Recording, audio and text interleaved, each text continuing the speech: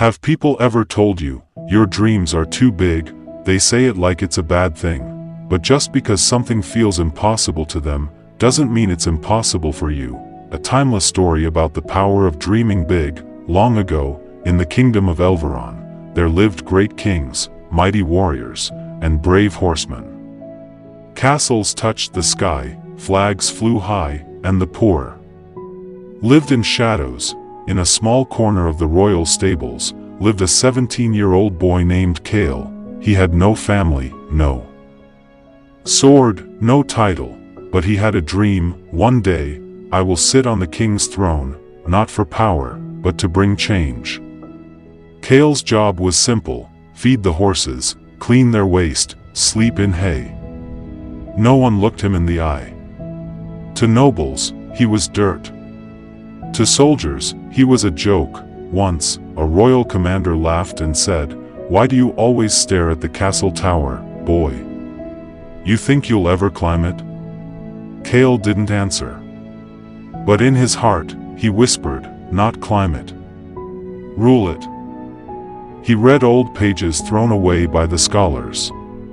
He learned history, war, peace, art. He practiced with a wooden stick when no one was watching. He listened to soldiers and remembered every move. He was training silently. One night, when Kael shared his dream with an old blacksmith, the man said, "Dreaming to be a king? That's for princes. You are just a stable boy." Kael looked at him and said calmly, "Then let me be the first." That night, he wrote in the dirt with his finger. Dreams don't ask who you are. They ask who you're willing to become. Years passed. The king grew old. The crown prince was arrogant. Enemies from the north were planning an attack. The kingdom was at risk.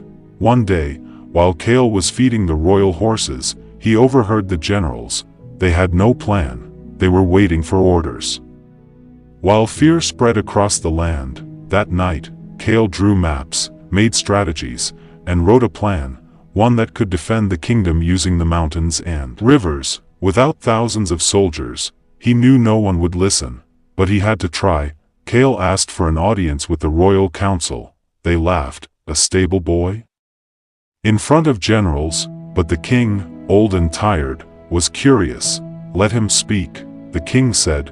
Kael stood, hands shaking, voice calm. He spoke clearly, of smart traps, using the forest, of moving food to high grounds. He spoke not like a boy, but like a leader. For a moment, the room was quiet. The king nodded slowly. "Let us try this boy's idea. What do we have to lose?" The plan worked. The enemy was defeated without a full war. Kael was called to the royal court. The king said, "You saved the kingdom. You dreamed what we couldn't. From today, you are no longer a stable boy. You are Commander Kael of Elvaron." Years later, when the king passed away, and the prince chose to live in luxury, the people chose Kael to lead them, not because of blood, but because of heart. He became known as Kael the Wise, the king who rose from the dust. People will tell you that big dreams are only for the rich, the royal, or the chosen. But remember Kael, the boy who had no name, no sword, no gold, just a dream, and the fire to chase it.